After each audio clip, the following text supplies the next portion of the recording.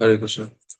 17 নম্বর শ্লোকে প্রশ্ন জিজ্ঞেস করছেন যুগ সম্বন্ধে, যুগানি যুগমানম চ ধর্মো যশ্চ যুগে যুগে অবতারানুচরিতম যদ আশ্চর্যতমম হরে। বিভিন্ন যুগ, তাদের পরিমাণ, যুগ ও ধর্মসমূহ, পরমেশ্বর ভগবান শ্রীহরি যুগ অবতারদের প্রতি পরমেশ্বর ভগবান শ্রীহরির যুগ অবতারদের অতি আশ্চর্য কার্যকলাপ আপনি কৃপা করে বর্ণনা করুন, প্রশ্ন করেছে। এবং শ্রীমদ্ ভাগবতমে আমরা বিভিন্ন স্থানে কিন্তু বিভিন্ন যুগের ধর্ম, বিভিন্ন যুগের অবতারদের কথা এবং আশ্চর্যজনক কার্যকলাপের কথা আমরা দেখতে পাই, এটা প্রমাণ। যেরকম আমার এখনই যেটা মাথায় আসছে সেটা হচ্ছে নবযোগেন্দ্র সংবাদ, একাদশ স্কন্ধে ভাগবতম। নিমি মহারাজ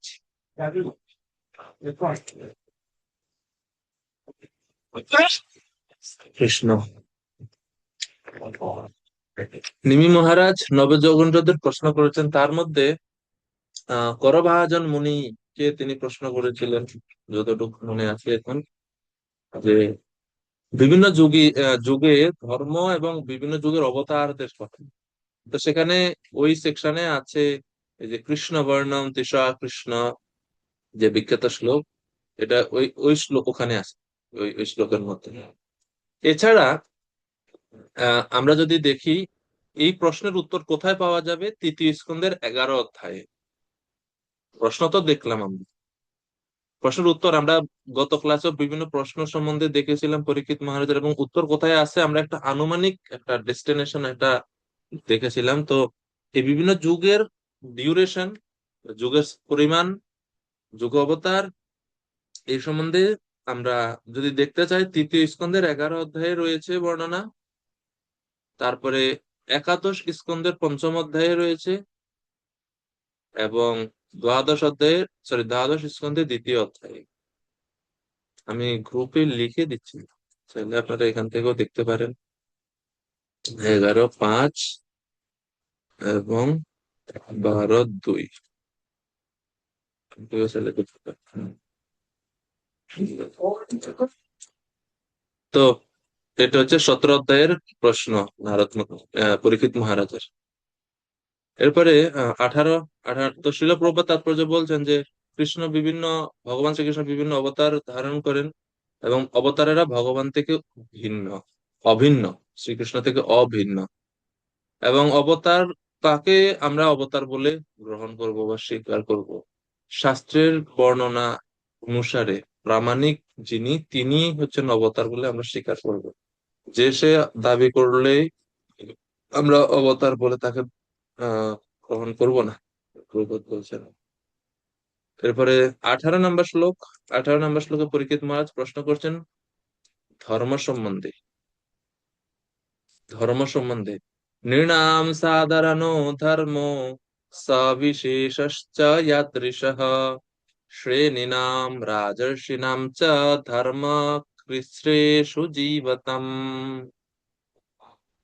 কৃপা করে আপনি মানব সমাজের সাধারণ ধর্ম কি, ধর্ম অনুষ্ঠানে বিশেষ কর্তব্য কি, বর্ণাশ্রম ধর্ম কি, রাজর্ষিদের ধর্ম কি, এবং বিপদাপন্ন মানুষের ধর্ম কি, সেই সম্বন্ধে বলুন।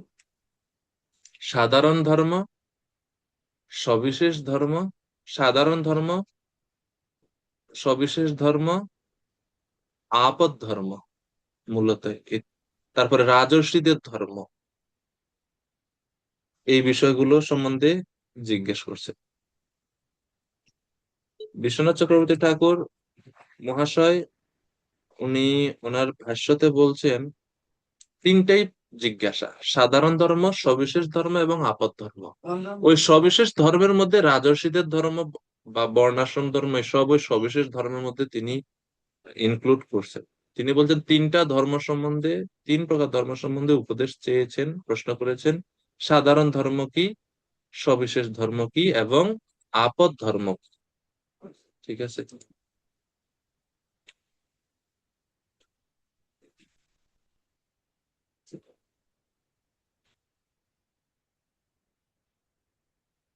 তো সাধারণ ধর্ম বলতে কি বোঝাচ্ছে এখানে? বিশ্বনাথ চক্রবর্তী ঠাকুর বলছেন, নৃণাম মানে সাধারণ মানুষের ধর্ম বলতে পরীক্ষিত মহারাজ ভক্তিকে ইঙ্গিত করছেন। সাধারণ ধর্ম বলতে ভক্তি, ঠিক আছে। সাধারণ ধর্ম বলতে এখানে ভক্তিকে বোঝানো হচ্ছে, বা ভক্তি সম্বন্ধে উপদেশ করুন, ভক্তি বিষয়ে বলুন, এটা বলছেন বিশ্বনাথ চক্রবর্তী ঠাকুরের উপর। বিশেষ ধর্ম বলতে জাতিগত ধর্ম, বৃত্তিগত ধর্ম, এগুলোকে বোঝাচ্ছেন। আর আপদ ধর্ম,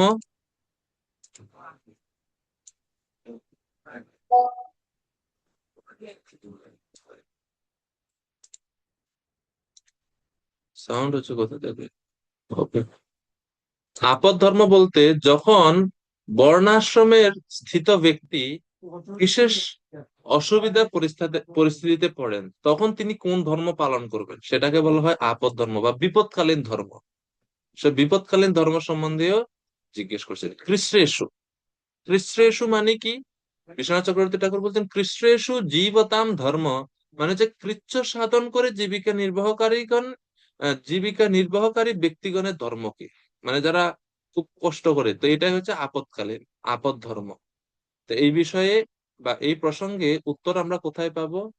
ভগবত শ্রীমৎ ভাগবতমের বিশেষ করে সপ্তম স্কন্ধের 11 থেকে 15 অধ্যায়। সপ্তম স্কন্ধের 11 থেকে 15 অধ্যায়ে ভগবান উপদেশ দিয়েছেন, বা এই সম্বন্ধে নির্দেশ আছে, উত্তর আছে। তো প্রভুপাদ এই 3 ধরনের ধর্ম সম্বন্ধে এখানে বলছেন। তাৎপর্য শেষে প্রভুপাদ বলছেন যে জীবিকা নির্বাহের নিয়ম অনুসারে সমাজের বর্ণ এবং আশ্রমের কর্তব্য ভগবত ভক্তির ভিত্তিতে নির্ধারিত হয়। এবং আপৎকালীন ধর্মের কথা প্রভুপাদ বলছেন যে আহ ভক্তদের আপৎকালীন বা বিপদকালীন ধর্ম অনুশীলনের কোনো প্রশ্ন নাই। কেন প্রশ্ন নাই? যারা ভক্তির পন্থা অনুসরণ করে তাদের কোন রকম অমঙ্গল স্পর্শ করতে পারে না, তাই তাদের পক্ষে আপদ ধর্ম বা বিপদকালীন ধর্ম অনুশীলনের কোনোই প্রশ্ন ওঠে না। সেই বিষয়ে গ্রন্থের সর্বশ্রেষ্ঠ মহাজন শিল সুখদেব গোস্বামী কর্তৃক বর্ণিত হবে, তা হলো ভগবত ভক্তি ব্যতীত অন্য আর কোনো ধর্মই নেই, যদি তা বিভিন্ন রূপে প্রকাশিত হতে পারে, যদিও তা বিভিন্ন রূপে প্রকাশিত হতে পারে। তো ভক্তি হচ্ছে আমাদের একমাত্র গন্তব্য বা একমাত্র পালনীয়। এরপরে 19 নম্বর শ্লোকে জিজ্ঞেস করছেন, তত্তানাম পরিসংখ্যানাম লক্ষণম হেতুর্লক্ষণম পুরুষারাধনম বিধির যোগস্য আধ্যাত্মিকস্য চ। সৃষ্টি তত্ত্বসমূহ এবং তাদের সংখ্যা, তাদের কারণ এবং তাদের লক্ষণ, ভগবত ভক্তির পন্থা এবং অষ্টাঙ্গ যোগের বিধিও আপনি দয়া করে বর্ণনা করুন। তাহলে মূলত এখানে জিজ্ঞাসা করছেন সাংখ্য সম্বন্ধে। তত্ত্বানাম পরিসংখ্যানাম মানে সৃষ্টির উপাদান, তো সৃষ্টির উপাদান নিয়ে যে আলোচনা, এটা হচ্ছে সাংখ্য যোগ। তো এর মানে সাংখ্য যোগ সম্বন্ধে প্রশ্ন জিজ্ঞেস করছে, সাংখ্য সম্বন্ধে বলুন, সাংখ্য যোগের বিধি পদ্ধতি কি সেই সম্বন্ধে বলুন।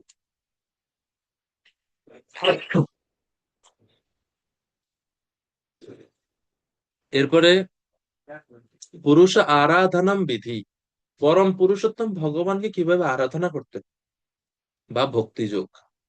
তো পুরুষ আরাধনা বলতে ভক্তি যোগের বিধি সম্বন্ধে জিজ্ঞেস করছেন। আর যোগস্য আধ্যাত্মিকস্য চ, অষ্টাঙ্গ যোগের বিধিও বলুন। বিশ্বনাথ চক্রবর্তী ঠাকুর বলছেন অষ্টাঙ্গ যোগ বলতে যোগ মিশ্রা ভক্তির কথা জিজ্ঞেস করছে। তো 3টা বিষয়, সাংখ্য যোগ, ভগবানের আরাধনা পদ্ধতি বা ভগবত ভক্তি, এবং যোগ মিশ্র ভক্তি, এই 3টা বিষয়ে প্রশ্ন করছেন। উত্তর কোথায় পাবো? 19 নম্বর শ্লোকে এই উত্তর তৃতীয় স্কন্ধের 26 থেকে 28 নম্বর অধ্যায়ে।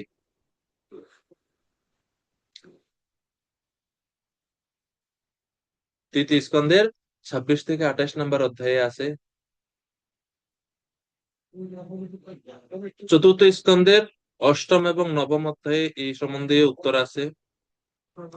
চতুর্থ স্কন্ধের অষ্টম এবং নবম অধ্যায়ে আছে। চতুর্থ স্কন্ধের 22 চতুর্থ স্কন্ধের 22 নম্বর অধ্যায়ে এর উত্তর আছে।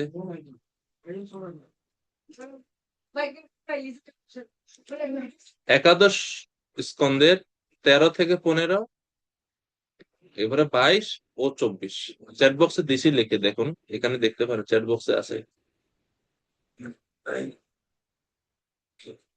এই এই সেকশন গুলোতে ভাগবতে আমরা এই বিষয়ে প্রশ্নের উত্তর পাবো। এরপরে 20 নম্বর শ্লোক।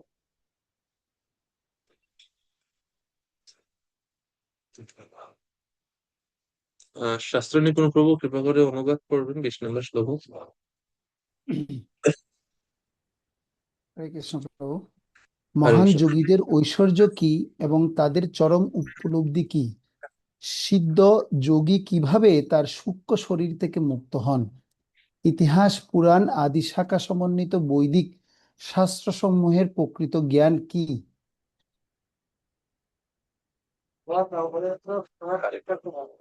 এখানে 20 নম্বর শ্লোকের এই প্রশ্ন দুইটা, মানে দুইটা আলাদা আলাদা বিষয়। প্রথম হচ্ছে যারা যোগীগণ, যোগী নাম, দেখেন প্রথম শ্লোকের শেষ লাইন, প্রথম লাইনের শেষ শব্দটা হচ্ছে যোগী নাম। যোগীর নাম মানে হচ্ছে যোগীদের অথবা যোগমিশ্র ভক্তদের। যোগীদের অথবা যোগমিশ্র ভক্তদের কি সম্বন্ধে জিজ্ঞেস করছেন? ঐশ্বর্য, গতি, বিনাশ। যোগীদের ঐশ্বর্য, যোগীদের গতি এবং যোগীদের বিনাশ, মানে আহ যখন বিনাশ মানে এই জগৎ থেকে পরে তারা কোথায় যায়, এই বিষয়ে এই জন্য বলছে বিনাশ। এই তিনটি বিষয় সম্বন্ধে জিজ্ঞেস করছেন। মহান যোগীদের ঐশ্বর্য মানে বিভূতি, তারা কি কি সিদ্ধি পায় সেই সম্বন্ধে, তারপরে গতি কোথায় যায়, এবং বিনাশ সূক্ষ্ম শরীর থেকে কিভাবে তারা মুক্ত হয়। এটা হচ্ছে প্রশ্ন। প্রথম 20 নম্বর শ্লোকে প্রথম অংশ প্রশ্নের এটা। দ্বিতীয় অংশ হচ্ছে বেদ উপবেদ ধর্মানাম ইতিহাস পুরাণয়োঃ। বেদ, উপবেদ, ইতিহাস এবং পুরাণ এর সারাংশ কি? ঠিক আছে, এই প্রশ্ন। তো প্রথম প্রশ্ন যেটা যোগীদের ঐশ্বর্য, গতি এবং বিনাশ সম্বন্ধে করছেন, তার উত্তর কোথায় আছে? দেবহূতি মাতার সেকশনে, ধ্রুব মহারাজের সেকশনে, পৃথু মহারাজের সেকশনে, প্রচেতাদের সেকশনে এবং প্রিয়ব্রত মহারাজের সেকশন। মোস্টলি তৃতীয়, চতুর্থ, পঞ্চম। ভাগবতমে বিভিন্ন জায়গাতে যোগ পন্থা বর্ণনা আছে, কিন্তু এই যে ব্যক্তিগুলো, যে মহান ব্যক্তিদের ভক্তদের কথা বললাম, এনাদের জীবনীতে বা এনাদের আলোচনা প্রসঙ্গ যখন আলোচনা হয় তখন এই বর্ণনা আছে, এই প্রশ্নের উত্তর আছে। ঠিক আছে।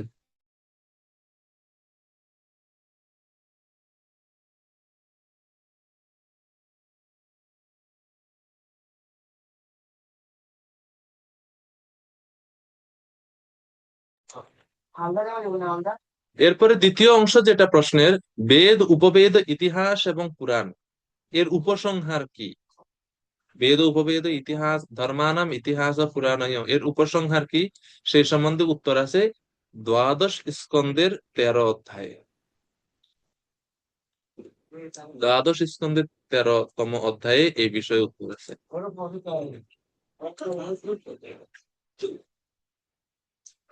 আর মজার বিষয় হচ্ছে দ্বাদশ স্কন্ধের ত্রয়োদশ অধ্যায় যেটা, এই অধ্যায়ের নাম হচ্ছে ভাগবতের মহিমা। ভাগবত এর মানে বুঝতে পারছেন যে সমস্ত বেদ, উপবেদ, ইতিহাস, পুরাণের উপসংহার হচ্ছে শ্রীমৎ ভাগবতম। আর যদি জিজ্ঞেস করেন ভাগবতমেরও সার কি, নাম সংকীর্তনম ইয়স্য সর্ব পাপ প্রনাশনম প্রণাম দুঃখ সমনস্তম নমামি হরিম পরম। এটাই এই অধ্যায়ের শেষ শ্লোক বা ভাগবতের শেষ শ্লোক। এটা দ্বাদশ স্কন্ধের ত্রয়োদশ অধ্যায় 23 নম্বর শ্লোক। এই শ্লোকের অর্থ কি? নাম সংকীর্তনম ইয়স্য সর্ব পাপ প্রণাশনম, যে ভগবানের নাম গ্রহণে সমস্ত পাপ বিনাশ হয়। প্রণাম ও দুঃখ সমনস, প্রণামের ফলে সমস্ত দুঃখ নাশ হয়। সেই ভগবানকে আমি প্রণাম করি, সেই ভগবানের নাম আমি জপ করি। গীতার মধ্যেও ভগবান দুইবার এই উপদেশ রিপিট করছেন, মন্মনা ভব মদ্ভক্ত মজ্জাজি মাম নমস্কুরু। নমস্কার করার কথা ভগবান বলছেন দুইবার। আরো গীতার অন্যান্য জায়গাতেও নমস্কারের কথা আছে। তো নমস্কার এবং নাম, তো আহ, একজন বৈষ্ণবের কাছ থেকে শুনছিলাম, তিনি বলছেন ভগবানকে প্রাপ্ত হওয়ার সবচেয়ে সহজ এবং সবচাইতে শক্তিশালী উপায় হচ্ছে নাম এবং প্রণাম। বেশি করে ভগবানের নাম, বেশি করে ভগবানকে প্রণাম, এই দুইটা অঙ্গ করা, দুইটা অঙ্গ অনুশীলন করলে আমরা, এটা হচ্ছে সমস্ত বেদ আর উপনিষদ ইতিহাস এর সবকিছুর উপসংহার, ভগবানের নাম এবং ভগবানকে প্রণাম করা। 21 নম্বর শ্লোক, পরবর্তী 21 নম্বর শ্লোকের 4টা ভাগ আছে, মানে 21 নম্বর শ্লোকের মধ্যে 4টা আলাদা আলাদা প্রশ্ন আছে। আহ, অনুবাদ করবেন কৃপা করে। এই যে বি দাস প্রভু, প্রভুর আপনার নাম পুরোটা কি, সংক্ষিপ্ত ভাবে লেখা? ব্রজগোপেশ্বর দাস। সরি, আমি ভুলে যাই, আপনি বলেন না, ভুলে যাই। ব্রজ গোপেশ্বর প্রভু, কৃপা করে অনুবাদ করবেন 21 নম্বর শ্লোকে। হরে কৃষ্ণ। তো অনুবাদ, দয়া করে আপনি বলুন, জীবের উৎপত্তি কিভাবে হয়, কিভাবে তাদের পালন হয় এবং কিভাবে তাদের সংহার হয়। ভগবত ভক্তির অনুকূল ও প্রতিকূল বিষয় কি কি, বৈদিক বিধি এবং বেদের অনুগামী শাস্ত্র সমূহের নির্দেশ কি, এবং ধর্ম, অর্থ এবং কাম এই ত্রিবর্গের সাধনের বিধি কি। প্রণাম করুন। হরে কৃষ্ণ, ধন্যবাদ প্রভু। তো সকল জীব সম্বন্ধে জিজ্ঞেস করছে, জীবের উৎপত্তি কিভাবে হয়, কিভাবে তাদের পালন হয়, কিভাবে তাদের সংহার হয়, সেই সম্বন্ধে আমি জানতে চাই। তো এটা হচ্ছে প্রথম অংশ প্রশ্নের। বিশ্বনাথ চক্রবর্তী ঠাকুর বলছেন সকল জীব এই সংসার থেকে কিভাবে উদ্ধার হয় তার পন্থা বলল। তো এই জীবের এই জগৎ থেকে বা সংসার থেকে উদ্ধারের পন্থা সম্বন্ধে ভগবান উপদেশ দিয়েছেন। আমি চ্যাট বক্সে দিচ্ছি, আপনারা একটু কৃপা করে এখান থেকে দেখুন। বললে অনেক সময় লিখতে অসুবিধা হয়। প্রশ্ন এবং উত্তর, অনেক অনেক জায়গা আছে, মানে অনেক অনেক স্থানের কথা এখানে উল্লেখ আছে। দ্বিতীয় স্কন্ধের 8ম অধ্যায়, তৃতীয় স্কন্ধের 25 অধ্যায় থেকে 33 অধ্যায়, চতুর্থ স্কন্ধের 8ম থেকে 9ম অধ্যায়, চতুর্থ স্কন্ধের 21 থেকে 22 অধ্যায়, সপ্তম স্কন্ধের 6ষ্ঠ থেকে 7ম অধ্যায়। এই ভাগবতমের এই সেকশনে জীবের উদ্ধার বিষয়ে, সংসার থেকে মুক্তির বিষয়ে উপদেশ আছে। এরপরে এই শ্লোকের দ্বিতীয় অংশ হচ্ছে ভক্তির জন্য অনুকূল এবং প্রতিকূল কার্য সমূহ কি কি সে সম্বন্ধে বলবো। ভগবত ভক্তির অনুকূল এবং প্রতিকূল বিষয় কি কি সে সম্বন্ধে বলবো। ভক্তির জন্য অনুকূল এবং প্রতিকূল কার্যাবলী বা বিষয় সম্বন্ধে কি কি আছে তার প্রশ্নের উত্তর আমরা পাই তৃতীয় স্কন্ধের 29 থেকে 32 অধ্যায় এবং সপ্তম স্কন্ধেও এই সম্বন্ধে উপদেশ আছে।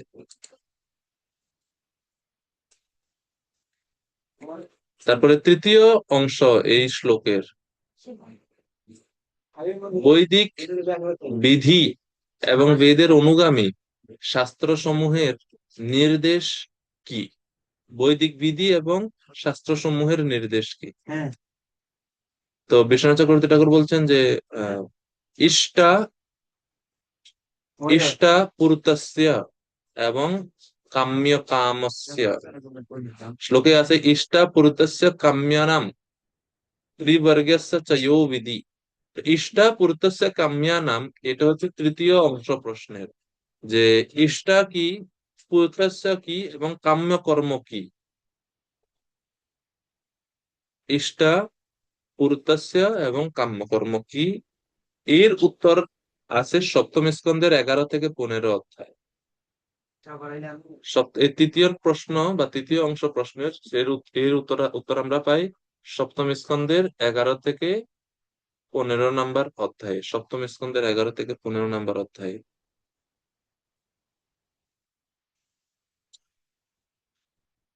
ইষ্ট বলতে বৈদিক কর্মসমূহ, পূর্ত বলতে স্মৃতি শাস্ত্রে বর্ণিত যে স্মার্ত কর্মকাণ্ড সমূহ, এগুলোকে বোঝানো হচ্ছে ইষ্ট এবং পূর্ত। আর কাম্যানাম বা কাম্যকর্ম, কাম্যকর্ম বলতে কর্মকাণ্ডকে বোঝানো হচ্ছে। কর্মকাণ্ড যেটা শাস্ত্র বহির্ভূত। ঠিক আছে। স্মার্ত হলেও সেটা কিন্তু বেদের মানে বেদের বর্ণিত, বেদের আছে সেই রকম।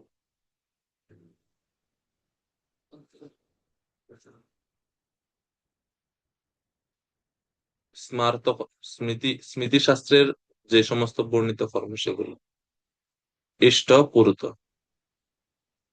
পূর্ত কর্ম এই যে পূর্তাস্যে বলা হচ্ছে স্মার্ত। বিশ্বনাথ চক্রবর্তী ঠাকুর বলছেন যেরকম জনসাধারণের উপকারের জন্য পুকুর খনন করা, কূপ খনন করা, জলাশয় তৈরি করা, দেব মন্দির প্রতিষ্ঠা করা, অন্ন দান করা, বৃক্ষ আদি নির্মাণ করা বা বৃক্ষ আদি রোপণ করা, এগুলো সবগুলো হচ্ছে পূর্তস্য এর অন্তর্গত, পূর্ত কর্ম বা স্মার্ত কর্ম। যাই হোক, প্রশ্নের শেষ অংশ হচ্ছে ধর্ম অর্থ কাম সম্বন্ধে বলুন। ধর্ম অর্থ এবং কামের জন্য যে বিধি সমূহ সেই সম্বন্ধে উপদেশ করে। ধর্ম ত্রিবর্গস্য, শ্লোকে আছে ত্রিবর্গস্য, ত্রিবর্গ মানে ধর্ম অর্থ কাম। চতুর্বর্গ হলে ধর্ম অর্থ কাম ও মোক্ষ। আর পঞ্চম পুরুষার্থ হলে কৃষ্ণ প্রেম। তো এখানে প্রশ্ন হচ্ছে ত্রিবর্গস্য চ বিধি, ত্রিবর্গ সম্বন্ধে বলো, চ ইউ বিধি। তা এটার জন্য উত্তর কোথায় আছে এটা নির্দিষ্ট করে লেখা লেখা নেই। কেন লেখা নাই? কারণ এর অভাব নাই, বিভিন্ন শাস্ত্রেতে আছে। আর এটা দেওয়া হয় না এই কারণে শ্রীমদ্ ভাগবতের উদ্দেশ্য না ধর্ম অর্থ কাম সম্বন্ধে বলা। ইনফ্যাক্ট ধর্ম অর্থ কাম মোক্ষ সম্বন্ধে বলাটা শাস্ত্র ভাগবতমের উদ্দেশ্য না। আমরা পড়েছিলাম প্রথমে ধর্ম প্রজ্জিত কৈতব অত্র পরম নির্মৎ সারানাম সতম। ধর্ম প্রজ্জিত মানে কি, প্রযোজিত কৈতব ধর্ম ভাগবতম থেকে এগুলো নাই, ভাগবতম এগুলো না, ভাগবত এগুলো বর্ণনা করা হয়নি। সে কারণে তাও আছে ভাগবতম বিভিন্ন স্থানে, সেগুলো নিষেধ অর্থে বা সেগুলো করার জন্য ভাগবত বলছে না, সেগুলো নিষেধ করার জন্য ভাগবত বলছে। ধর্ম অর্থ কামের মধ্যে আমরা হিরণ্যকশিপু, তারপরে রাবণ, কুম্ভকর্ণ, তারপরে মহারাজ বেন, এনাদের প্রাচীন বর্হিষদ, এনাদের আমরা জীবনীতে এই সম্বন্ধে বর্ণনা পাই। এরকম অভাব নাই, সে কারণে আর নাম দেওয়া হয় না। কিন্তু এগুলো যেহেতু ভাগবতের উদ্দেশ্য না, সেই কারণে আর দেওয়া হচ্ছে না যে ধর্ম অর্থ কাম সম্বন্ধে কোথায় আছে। ভাগবত এগুলো নিয়ে উৎসাহ দেয় না মানুষকে। ভাগবত চায় পরম ধর্মের দিকে সবাইকে আনয়ন করতে, যেটা হচ্ছে মুখ্য ধর্ম বা মুক্তি।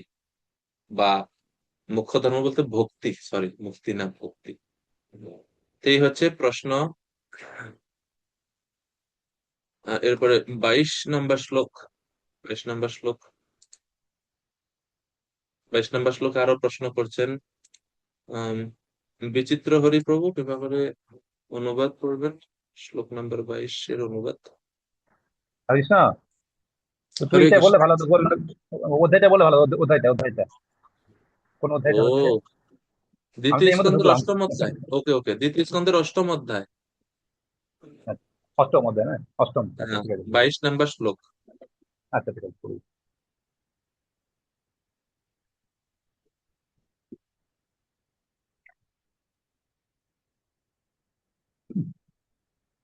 দয়া করে আপনি বিশ্লেষণ করুন ভগবানের শরীরে লীন প্রাপ্ত জীবাদির সৃষ্টি হয় কিভাবে, পাষণ্ডিদের উৎপত্তি হয় কিভাবে, এবং জীবের বন্ধন এবং মোক্ষের কারণ কি এবং তার স্বরূপে সে কিভাবে অবস্থান করে?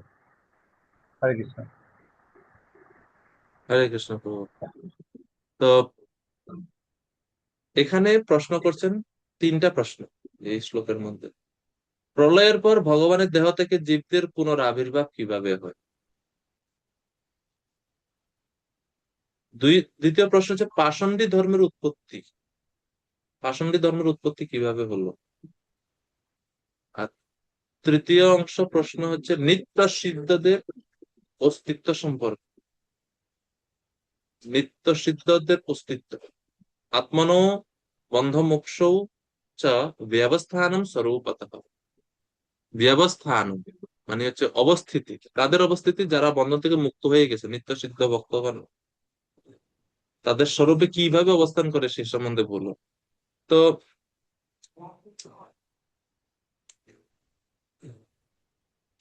চ্যাট বক্স আপনারা দেখতে পারেন, এখানে এই তিনটা প্রশ্ন এবং এর উত্তর কোথায় আছে ভাগবতমে বিভিন্ন স্থানে।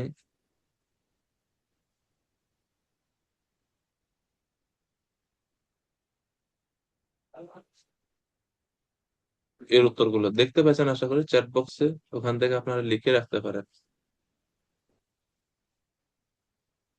কমা মানে হচ্ছে আলাদা, মানে ওই যে সরি যে সেমিকোলন যেটা বলি আমরা, যেমন 3/3 মানে তৃতীয় স্কন্ধে তৃতীয় অধ্যায়, তৃতীয় অধ্যায় থেকে চতুর্থ অধ্যায়, 3 থেকে 4 আছে মানে তৃতীয় স্কন্ধে তৃতীয় থেকে চতুর্থ অধ্যায়। এরপরে 12 অধ্যায়, কমা দিয়ে 12 মানে আছে তৃতীয় স্কন্ধেরই, ওটা হচ্ছে 12 অধ্যায়। এবার সেমিকোলন দেওয়া আছে মানে এটা মানে আলাদা হচ্ছে আর কি। এরপরে 10 মানে দশম স্কন্ধের অষ্টম থেকে নবম অধ্যায়, এরপরে 29তম অধ্যায়, এইরকম। আশা করি বুঝবেন আপনারা।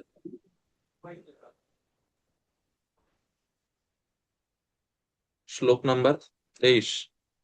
23 নম্বর শ্লোকে শেষ প্রশ্ন জিজ্ঞেস করছেন, यथात्मतंत्र भगवान विक्रीडितात्मन मायया विसृज्य वा यथा मायाम उदास्ते साक्षीवत विभु।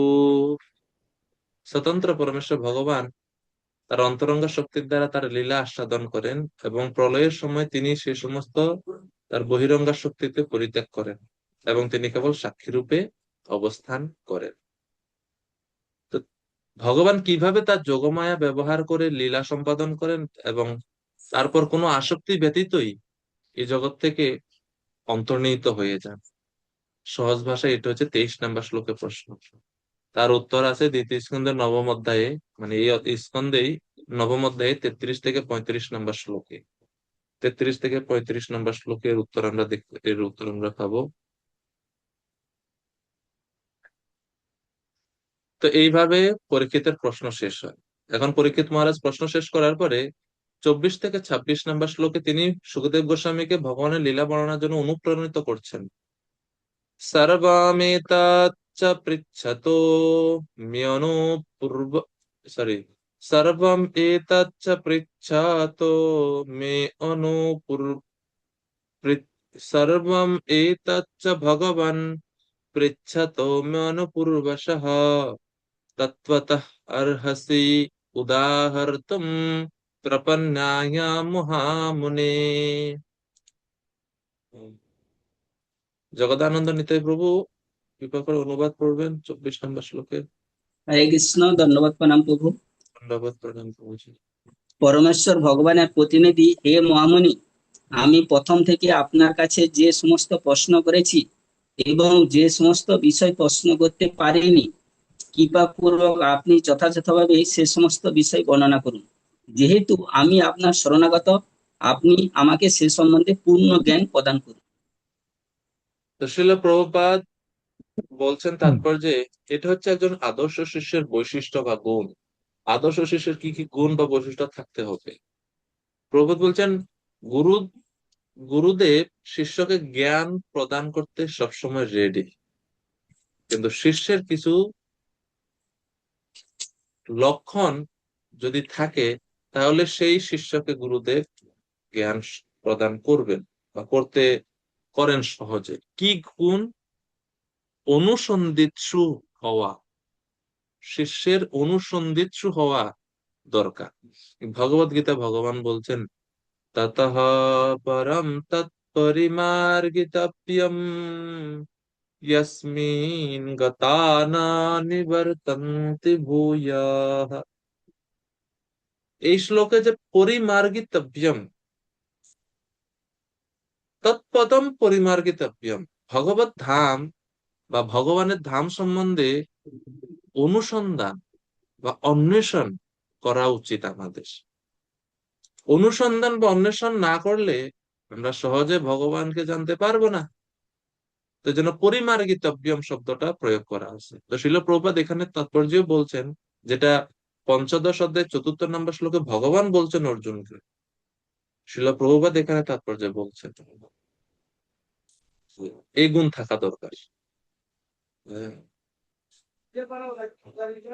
বিশেষ করে আমরা যদি শ্রুতি শাস্ত্রেও দেখি, আহ শ্রুতি শাস্ত্র বলতে ছান্দোগ্য উপনিষদে 8-7-1, ছান্দোগ্য উপনিষদে বলা হচ্ছে এই অনুসন্ধিৎসুতা বা অনুসন্ধান সম্বন্ধে বলা হচ্ছে, সো अन्वेष्टव्यः स विजिज्ञासितव्यः। সো অন্বেষ্টব্য মানে যিনি পরম ব্রহ্মকে বা পরমেশ্বর ভগবানকে অন্বেষণ করবেন, স তিনি বিজিজ্ঞাসিতব্যः তিনি সেই পরম ব্রহ্ম সম্বন্ধে বা ভগবান সম্বন্ধে জানতে পারবেন। অন্বেষণ করার দরকার। তো শিল প্রভুপাদ বলছে শিষ্যের গুণ থাকতে হবে, অনুসন্ধিৎসু হতে হবে শিষ্যকে। এখানে আমরা পরীক্ষিত মহারাজের মধ্যে সেই আদর্শ শিষ্যের গুণ দেখতে পাচ্ছি, যে তোনার অনুসন্ধিৎসুতা, আগ্রহ আমরা প্রকাশ পাচ্ছে এই শ্লোকের মাধ্যমে। তিনি প্রশ্ন করছেন যে আমি যা যা জিজ্ঞেস করছি তা বলুন, যদি আমি কোনো কিছু জিজ্ঞেস নাও করি সেই সম্বন্ধেও আপনি কৃপা করে বলুন। অত্র প্রমাণম হি ভবান পরমেষ্টি যথাত্মভূ অপরে চানুতিষ্ঠন্তি পূর্বেশাম পূর্বজৈ কৃতম। আপনি ব্রহ্মার মতো, আত্মজনী ব্রহ্মার মতো আপনিও একমাত্র এই জিজ্ঞাসিত বিষয়সমূহে তত্ত্ববেত্তা। এই জগতে অন্যান্য সকলে পূর্ববর্তী জ্ঞানীগণের আচরিত বিষয়েরই অনুসরণ করেন। তো যেহেতু আপনি প্রামাণিক ব্যক্তি, আপনি পরম্পরায় যুক্ত আছেন এবং আপনি এই বিষয়ে জানেন, জ্ঞানের অধিকারী, সুতরাং কৃপা করে বলুন, আমি আপনার কাছে বিনীত অনুরোধ জানাচ্ছি। তো যখন 24 নম্বর শ্লোকে পরীক্ষিত মহারাজ প্রশ্ন করছেন, এখন 25 নম্বর শ্লোক মানে বিশ্বনাথ চক্রবর্তী ঠাকুর উল্লেখ করছেন এখানে যে 24 নম্বর শ্লোকে যখন প্রশ্ন করছেন পরীক্ষিত মহারাজকে, তখন সুখদেব গোস্বামী বলছেন, পরীক্ষিত মহারাজকে বলছেন, দেখো দেখুন আপনি তো পূর্বেই, আমি আসার পূর্বেই বিভিন্ন ঋষিদের কাছ থেকে বিভিন্ন প্রশ্ন জিজ্ঞেস করছেন এই তত্ত্ব সম্বন্ধে, তো তাহলে আপনি অবশ্যই অবগত আছেন ইতিমধ্যেই। আমি আবার নতুন করে কি বলবো, কেন আবার আমাকে এত প্রশ্ন করছেন? তো এই জন্য বলছে অত্র অত্র প্রমাণম হি ভবান, অর্থাৎ সেই সকল ঋষিগণের মধ্যে আপনি হচ্ছেন নিশ্চিত রূপে প্রমাণ। তারা অনেক কিছু বলতে পারে, কিন্তু প্রমাণ হিসেবে আমি আপনার বাক্যকেই মানি। ঠিক আছে, আপনি হচ্ছেন সমস্ত ঋষিদের মধ্যে আপনি হচ্ছে প্রমাণ এবং সর্বশ্রেষ্ঠ আপনি। অতএব আমি সেই সকল অর্থের বা সেই সকল প্রশ্নের অর্থ জানলেও, উত্তর জানলেও আপনার সেই মুখপদ্ম হতে কি উত্তর আসে তার জন্য আমি অপেক্ষা করে আছি, বা সেই সেই বিষয় জানার আকাঙ্ক্ষায় আমি আপনাকে এই প্রশ্নগুলো করছি। কেন কেন আমাকে যথা পরমেষ্টি, আপনি অনেক জ্ঞানের স্তর থেকে আপনি অনেকটা ব্রহ্মার মতো। ব্রহ্মা যেরকম ভগবানের কৃপাতে বেদের জ্ঞান প্রাপ্ত হয়েছেন, তদ্রূপ আপনিও ভগবানের কৃপায় সর্বতত্ত্ব অর্থবিদ, সমস্ত তত্ত্ব সম্বন্ধে আপনি জানেন। সেই কারণে আমি আপনাকে প্রশ্ন করছি। তো খুবই সুন্দর সম্পর্ক। অত্র প্রমাণম হি ভবান পরমেষ্ঠি যথাত্মভূ অপরে চানুতিষ্ঠন্তি পূর্বেশাম পূর্বজৈ কৃত।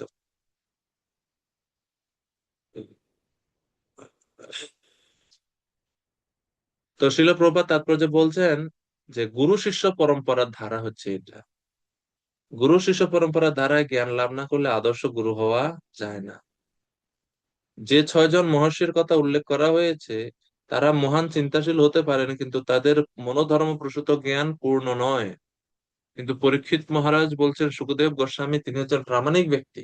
সুখদেব গোস্বামীর মতো আচার্যদের দিব্য জ্ঞান গ্রহণ করার আচার্যদের কাছ থেকে দিব্য জ্ঞান গ্রহণ করার ফলে আমরা সঠিক তত্ত্বজ্ঞানটা লাভ করতে পারবো। শ্লোক নম্বর 26। নাম্যসব পরায়ন্তি ব্রহ্মণ অনাশনাদমি পিবত অচ্যুত পীয়ূষম তদ্বাক্যাব্ধি বিনশ্রিতম। আরেকটা সুন্দর শ্লোক। পরীক্ষিত মহারাজের কৃষ্ণ কথা শ্রবণের আগ্রহ বা আকাঙ্ক্ষা সম্বন্ধে আমরা এই শ্লোক থেকে জানতে পারছি। কি বলছেন? আহ সৌম্য কৃষ্ণ প্রভু কৃপা করে অনুবাদ করবেন। হরে কৃষ্ণ, দণ্ডবত প্রণাম করবো। ধন্যবাদ। হে ব্রাহ্মণ, যেহেতু আপনি আপনার বাণী সমুদ্র থেকে প্রবাহিত অচ্যুত পরমেশ্বর ভগবানের কথামৃত পান করেছি, তাই আমি অনসনজনিত কোনো ক্লান্তি অনুভব করছি না।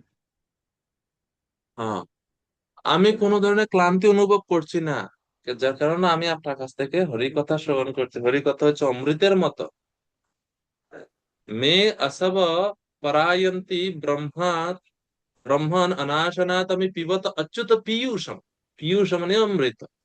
যেহেতু আমি আপনার বাক্য বা কথা অমৃত পান করছি, সেই কারণে আমাকে আর কোনো ক্লেশ বা কষ্ট, আমি যে উপবাস আছি, ক্ষুধা তৃষ্ণা, সেগুলো আমাকে স্পর্শ করতে পারছে না। এখন আপনাদের কাছে প্রশ্ন, আমি গত ক্লাসে মনে হয় আরেকটা শ্লোকের কথা উল্লেখ করেছিলাম, যে এই শ্লোকে পরীক্ষিত মহারাজের এই যে শ্রবণের আগ্রহ সম্বন্ধে আমরা দেখেছি। সেই শ্লোকেও পরীক্ষিত মহারাজ বলছে যে ক্ষুধা তৃষ্ণা আমাকে স্পর্শ করছে না, আপনি কৃপা করে ভাগবত কথা বলুন। শ্লোকটা মনে আছে আপনাদের কারো?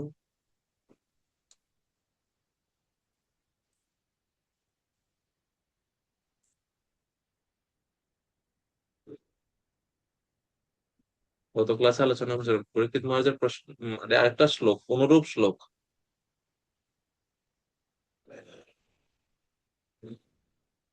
এখন আপনারা যখন এই যে প্রেজেন্টেশন দিবেন, প্রেজেন্টেশন দেওয়ার সময় আপনার যে বিষয় থাকবে সেই বিষয়ের সঙ্গে যুক্ত সাদৃশ্যপূর্ণ শ্লোক কিন্তু আপনাকে উল্লেখ করতে হবে। সাদৃশ্যপূর্ণ শ্লোক কিন্তু বলতে হবে প্রেজেন্টেশন, মানে আপনি যখন কোনো বিষয় প্রেজেন্ট করবেন তখন। তো সেই কারণে এগুলো নোট করা খুব গুরুত্বপূর্ণ। গৌর চৈতন্য প্রভু বলুন, গৌর চৈতন্য প্রভু। হরে কৃষ্ণ প্রভু, দণ্ডবত প্রণাম। এই অষ্টম অধ্যায়, মানে দ্বিতীয় স্কন্ধের অষ্টম অধ্যায়ে 2 নম্বর শ্লোক। আমি কি শ্লোকটা? রাজা বললেন, আমি অনুবাদটা পড়ছি। রাজা বললেন, আমি অপূর্ব শক্তিমান শ্রীহরির কথা শ্রবণ করতে ইচ্ছুক, যা সমস্ত লোকের, সমস্ত জীবের পক্ষে কল্যাণকর। শ্রবণে ইচ্ছুক। এটা তো দ্বিতীয় স্কন্ধেই আছে। এই হুম। দ্বিতীয় স্কন্ধ ছাড়া আর একটা শ্লোকে পরীক্ষিত মহারাজ বলছেন। ও, মনে নাই।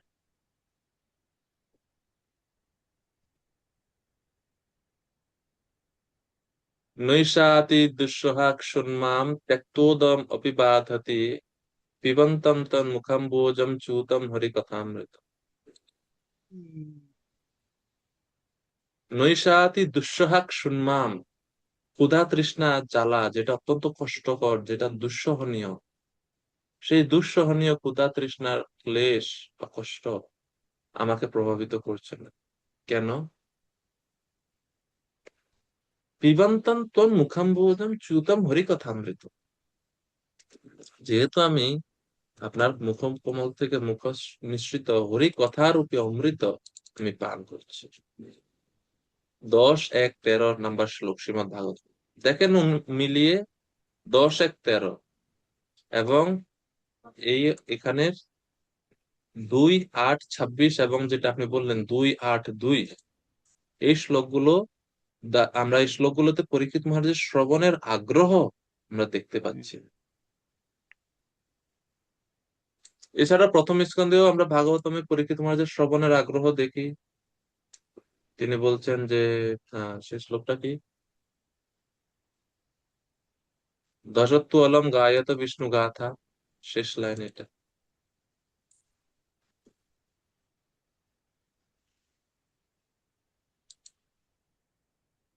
প্রথম স্কন্ধের শেষ অধ্যায়ে। হ্যাঁ, তমোপয়াতুম প্রতিয়ান্তু বিপ্রা গঙ্গা চ দেবী ধৃত চিত্তমীশে দ্বিজোপসৃষ্ট কুহকস্তক্ষকো বা ধসত্বলম গায়থ বিষ্ণু গাথা।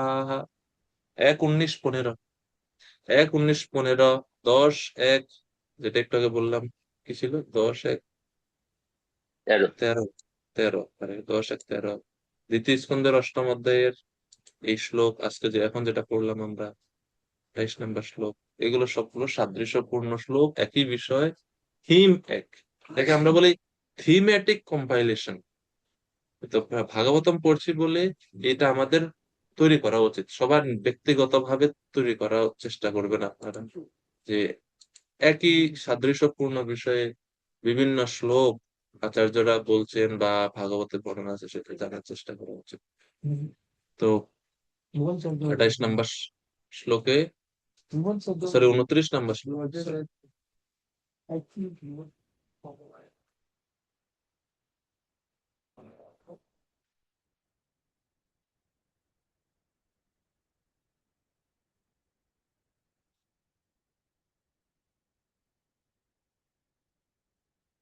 না না, তোমরা যখন 26-এ আছে, 27-28-এ 26 নম্বর, সরি 26 নম্বর শ্লোকে পরীক্ষিত মহারাজ ওনার এই আকাঙ্ক্ষার কথা ব্যক্ত করলেন। ঠিক আছে, তো শ্রীলা প্রভুপাদ তাৎপর্য বলছেন, তাৎপর্য শেষ অংশটা, শেষ প্যারাগ্রাফ, প্রভুপাদ বলছেন, শ্রীমদ্ ভাগবতমের কোন কোন সংস্করণে এই শ্লোকের শেষ পংক্তিটি অন্যত্র কুপিতা দ্বিজাত রূপে লেখা হয়েছে, যার অর্থ হচ্ছে সর্বদংশনে আসন্ন মৃত্যু চিন্তায় রাজা বিহ্বল হয়ে থাকতে পারে। মানে শেষ লাইনটা এখানে লেখা আছে তদ বাক্যাবধি বিনিশ্রিতা। তো প্রভুপাদ বলছে কোন কোন মানে সংস্করণে ভিন্নভাবেও আছে। ভিন্নভাবে কিরকম আছে, আপনাদের চ্যাট বক্সে আমি দিচ্ছি শ্লোকটা, দেখেন। তো এই হচ্ছে ভিন্নভাবে আছে শ্লোক, দেখতে পেয়েছেন ছবিটা? নমেয় সব পরায়ন্তি ব্রহ্মণ অনশনা দেবী পিবত অচ্যুত পীয়ূষাম তন্মুখাব্জ বিনিশ্রিতা। এটা হচ্ছে পাঠান্তর আছে একটা, এটা হচ্ছে এক পাঠান্তর। আর গৌড়ীয় ভাষ্য, যেটা হচ্ছে গৌড়ীয় মঠ থেকে যে ভাগবত প্রকাশিত হয়েছে, ভাগবতের ব্যাখ্যা, সেখানে ব্যতিক্রম পাঠ আছে, যেটার কথা প্রভুপাদ তাৎপর্য উল্লেখ করছে, সেটা দেখুন এখন। তো এই শ্লোকের একটু ভেরিয়েশন আছে, এখন এটা দেখুন। এটা হচ্ছে গৌড়ীয় মঠের যে শ্লোক, যে যে যে সংস্করণ ভাগবতমের, তার মধ্যে এইটা আছে। তো এখানে আছে শেষ লাইনটা দেখেন, পিবত অচ্যুত পীয়ূষম অন্যত্র কুপিতা দ্বিজাত। হে ব্রাহ্মণ, অনশন হতে এবং কুপিত দ্বিজ হতেও আমার চিত্ত ব্যাকুল হবে না, বা আমি আমি বিচলিত হব না, কারণ আমি আপনার বাক্যরূপ সমুদ্র উত্থিত অচ্যুত কথারূপ অমৃত পান করতে থাকবো। এটা হচ্ছে এর অর্থ। তো শিল প্রভুপাদ বলছেন যে এই যে দ্বিজাত বলা হচ্ছে, কুপিত দ্বিজাত, কুপিত দ্বিজ, কুপিত দ্বিজ মানে কি, এখানে কোন ব্রাহ্মণ? তো কুপিত দ্বিজ বলতে হচ্ছে অভিশাপ দিয়েছেন শৃঙ্গী, কুপিত দ্বিজ। তো পরীক্ষিত মহারাজ বলছেন কি অভিশাপ দিয়েছে, আমি এটা তারা এত বিচলিত না, আমি এত বিচলিত না, সেই জন্য বলছে কুপিত দ্বিজ। অনশন থেকে ক্লেশ, দ্বিজ বা ব্রাহ্মণের ক্রোধ, এর দ্বারা আমি বিচলিত না।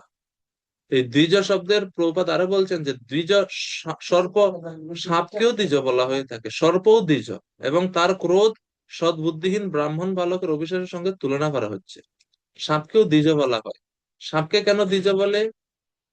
সাপ একবার ডিম রূপে মানে একবার জন্ম নেয়, এবার ডিম থেকে আবার ডিম ফুটে আবার বের হয়, তো দুইবার জন্ম নেয়, সেই কারণে সাপকেও বলা হয় দ্বিজ, পাখিকে বলা হয় দ্বিজ। কারণ পাখিও এরকম ডিমের থেকে একবার, এরপরে ডিম থেকে বের হয়ে একবার দুইবার জন্ম নেয়, এই জন্য পাখিকেও দ্বিজ বলা হয়।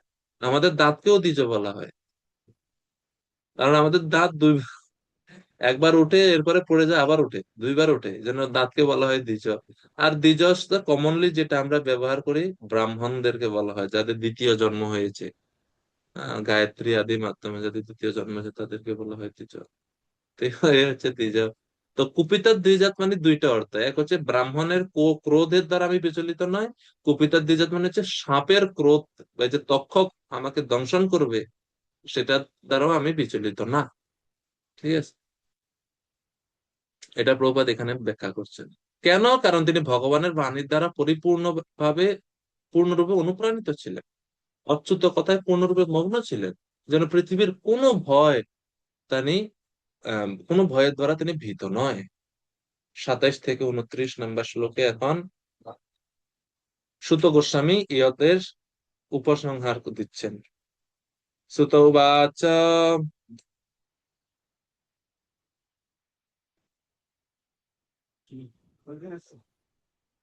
স উপামন্ত্রিতো রাজ্ঞা তথায়ামিতি সৎপতে ব্রহ্মরাতো বৃষম প্রীতো বিষ্ণুরাতে ন সংসদি। সুত গোস্বামী বলছেন, হে মহারাজ পরীক্ষিত, সরি, মহারাজ পরীক্ষিত কর্তৃক এইভাবে ভক্ত সহ শ্রীকৃষ্ণের কথা বলতে আমন্ত্রিত হয়ে সুখদেব গোস্বামী অত্যন্ত আনন্দিত হল। সুখদেব গোস্বামী খুবই আনন্দিত হয়েছেন এই প্রশ্ন শুনে, যে আপনাকে অনেক ধন্যবাদ যে আপনি এত সুন্দর প্রশ্ন করলেন আমাকে। এই প্রশ্নের ফলে আমি ভগবানকে স্মরণ করতে পারবো আরো ভালো করে। হ্যাঁ, এই জন্য বলছে সৎপতে কথায়াম, ভক্ত পালক ভগবান শ্রীকৃষ্ণের কথা বলার জন্য উপামন্ত্রিত বা জিজ্ঞাসিত হলেন। এর মানে বুঝতে পারি আমরা যে ভগবত সম্বন্ধীয় কথাই আলোচনা হয়েছে এখানে। বিষ্ণু রাত বলছে, বিষ্ণু রাত শব্দের প্রয়োগ হয়েছে। শিল প্রভুপাদ তাৎপর্য ব্যাখ্যা করছেন, ব্রহ্মবৈবর্ত পুরাণ অনুযায়ী বা ব্রহ্মবৈবর্ত পুরাণে বর্ণনা আছে সুখদেব গোস্বামী শ্রীকৃষ্ণ কর্তৃক রক্ষিত হয়েছিলেন, তাই তিনি ব্রহ্মরাত নামে পরিচিত। এবং শ্রীমৎ পরীক্ষিত মহারাজও বিষ্ণু কর্তৃক রক্ষিত হয়েছিলেন, এই জন্য তিনিও বিষ্ণু রাত নামে পরিচিত। তারা ছিলেন ভগবত ভক্ত, তাই ভগবান সর্বদা তাদের রক্ষা করেছিলেন। তো যে বিষ্ণু রাতের কাছ থেকে বিষ্ণু রাতের ভাগবতম শ্রবণ করা উচিত, এবং অন্য কারো কাছ থেকে শ্রবণ করা উচিত না, কেননা অন্যরাই দিব্য জ্ঞান ভ্রান্তভাবে উপস্থাপন করবে এবং তার ফলে মূল্যবান সময়ের অপচয় হবে, প্রভুপাদ বলছে। তো এজন্য পরীক্ষিত মহারাজও বিষ্ণু রাত, সুখদেব গোস্বামীও বিষ্ণু রাত।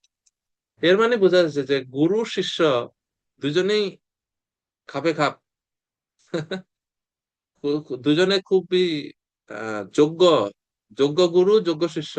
প্রশ্ন করছেন, উত্তরও দিতে তিনি সক্ষম, তো কম্বিনেশনটা খুব ভালো।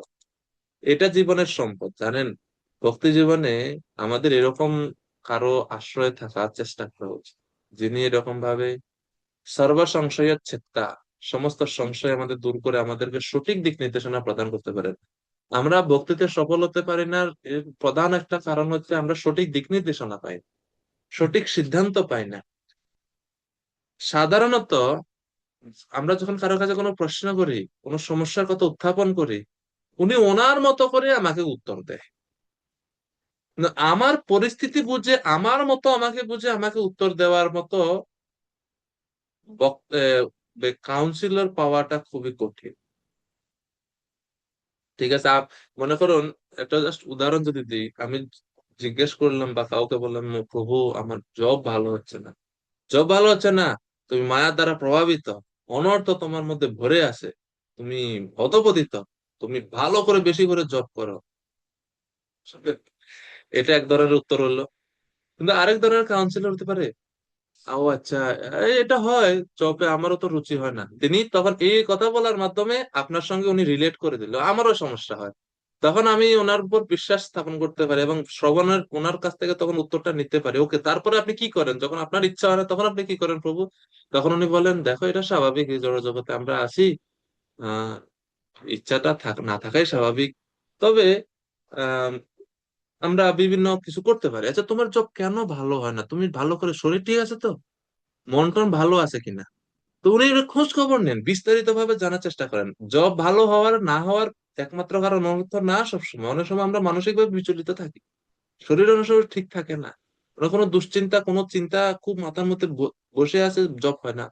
তো তিনি বিস্তারিত ভাবে জানার চেষ্টা করেন এবং তখন তিনি এই যে জানার চেষ্টা করতেছেন, এর মানে তিনি আমার মতো করে আমাকে বোঝার চেষ্টা করতেছেন, ওকে কেন তোমার ভালো হচ্ছে না। বুঝতে পারছেন কি? তো এইরকম গুরু বা পথপ্রদর্শক শিক্ষাগুরু পাওয়াটা খুব ভাগ্যের ব্যাপার। আর যাদের আছে তারা অনেক ভাগ্যবান। আমাদের, আমরাও ব্যক্তিগত জীবনে দেখছি যে আসলে এই সিদ্ধান্তের ভুলের কারণে আমাদের জীবনে অনেক বড় বড় সমস্যা চলে আসে। তো সে কারণে প্রভুপাদ বলছেন, বিষ্ণুরা তো প্রশ্ন করছেন, বিষ্ণুরা তো উত্তর দিচ্ছেন। বিষ্ণুরা তো,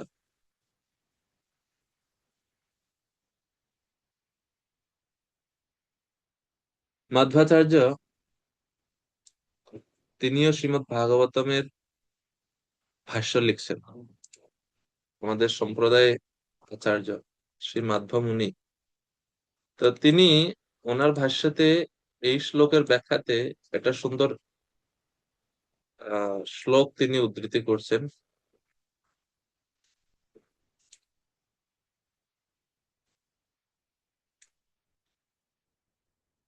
একটা মিনিট, আমি,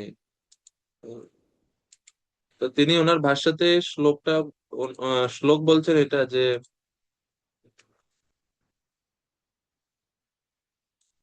বালোপি স গুরুত্বেন মুনিভ্যো ব্রহ্মণা যতঃ দত্তো অত ব্রহ্মরাতেতি নাম বৈয়াসকের অভূত।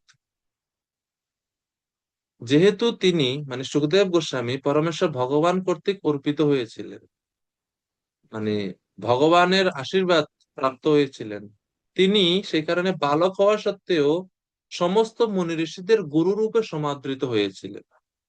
সেই কারণে ওনার নাম হচ্ছে বিষ্ণু, সরি, ব্রহ্মরাত। ওনার নাম হচ্ছে ব্রহ্মরাত। দত্ত অতো ব্রহ্মরাত ইতি নাম বৈয়াসকের অভূত। এই কারণে ব্যাসনন্দন শুকদেবের এই নাম হয়েছিল ব্রহ্মরাত। ব্রহ্মরাত শব্দের অর্থ হচ্ছে ভগবান কর্তৃক রক্ষিত। ব্রহ্মরাত শব্দের অর্থ হচ্ছে ভগবান কর্তৃক প্রদত্ত। প্রদত্ত কিভাবে? আমরা জানি যে ওনার জন্ম সময়ে উনি মাতৃগর্ভ থেকে বের হচ্ছিলেন না। তারপরে এক পর্যায়ে ব্যাসদেব ভগবানকে আনতে বাধ্য হয়েছিলেন, ভগবান এসে কথা দিয়েছেন, তারপরে তিনি মাতৃগর্ভ থেকে বের হয়েছেন। তাহলে কে সুখদেবকে এই জগতে আনয়ন করছেন? এক দৃষ্টিতে ভগবান নিজেই আনয়ন করছেন, ভগবান। সেই কারণে ব্রহ্মরাত, তো এই দুই ভাবে ব্রহ্মরাত বলা যায়। সো 28 নম্বর শ্লোক, প্রাহ ভাগবতম নাম পুরাণম ব্রহ্ম সংহিতম ব্রহ্মণি ভগবত প্রোক্তম ব্রহ্মকল্প উপাগতি।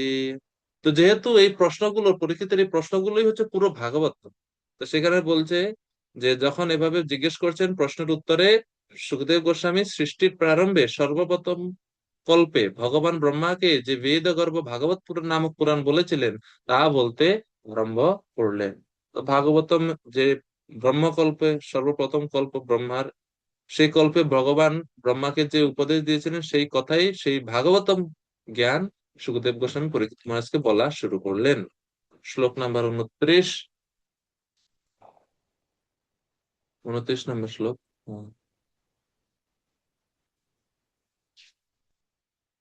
यद्यत् परीक्षित ऋषभः पाण्डुराम् अनुपृच्छति आनुपूर्व्येन तत्सर्वम् आख्यातुम् उपचक्रमे। মহারাজ পরীক্ষিত ছিলেন পাণ্ডু বংশের শ্রেষ্ঠ উত্তরাধিকারী, এই জন্য বলছে ঋষভঃ পাণ্ডু নাম। ঋষভ মানে হচ্ছে শ্রেষ্ঠ, পাণ্ডবদের মধ্যে, পাণ্ডু বংশদের মধ্যে যিনি শ্রেষ্ঠ, সেই পরীক্ষিত মহারাজ তিনি তাই তিনি উপযুক্ত ব্যক্তির কাছে উপযুক্ত প্রশ্ন করতে সক্ষম হয়েছিলেন। সুখদেব গোস্বামীও মহারাজ পরীক্ষিতের সেই সমস্ত প্রশ্নের উত্তর প্রদান করার জন্য নিজেকে প্রস্তুত করলেন। উপচাক্রমে তিনি নিজেকে রেডি করলেন যে এখন আমি ঠিক আছে, আমি আপনার প্রশ্নের উত্তর দিব। তো শিল প্রভুপাদ তাৎপর্য বলছেন যে মহারাজ পরীক্ষিত যথাযথভাবে তত্ত্বজ্ঞান লাভের জন্য গভীর ঔৎসুক্য সহকারে প্রশ্ন করেছিলেন, কিন্তু গুরুদেব শিষ্যের এই প্রশ্নগুলোর ক্রম অনুসারে উত্তর নাও দিতে পারেন। এমন না যে যেই ক্রমে বা যেই সিরিয়ালে সুখদেব পরীক্ষিত মহারাজ প্রশ্ন করছেন সেই অনুসারে প্রথমে 1 নম্বর প্রশ্নের উত্তর, এরপরে 2 নম্বর প্রশ্নের উত্তর, এরকম মানে এরকম ক্রম নাও দিতে পারে, এটা গুরুর ইচ্ছা। আর আমরা দেখি ভাগবত এরকম ক্রম নাইও, যখন যেটা ওনার মনের মধ্যে আসছে তিনি সেই উত্তরে দিয়েছেন। একজন অভিজ্ঞ শিক্ষক রূপে ছিল সুখদেব গোস্বামী সুসংবদ্ধ ভাবে পরম্পরা ধারা যেভাবে সেই জ্ঞান লাভ করেছিলেন সেই অনুসারে প্রশ্নগুলোর উত্তর দিয়েছেন। তিনি কোনো প্রশ্ন বাদ না দিয়ে সবকটি প্রশ্নেরই উত্তর দিয়েছিলেন, এটা নিশ্চিত। প্রশ্নের উত্তর দিয়েছেন, তো ক্রোনোলজিক্যাল অর্ডারে সেটা নাই। ইতি শ্রী মহারাজ পরীক্ষিতের প্রশ্ন নামক শ্রীমদ্ ভাগবতের 2য় স্কন্ধের 8ম অধ্যায়ের ভক্তি বেদান্ত তাৎপর্য। হরে কৃষ্ণ কৃষ্ণ কৃষ্ণ হরে হরে, হরে রাম রাম রাম হরে হরে। তো আজকে আমরা এখানেই রাখি, যদিও সময় আছে। 9ম অধ্যায় আমরা আগামী ক্লাসে শুরু করি।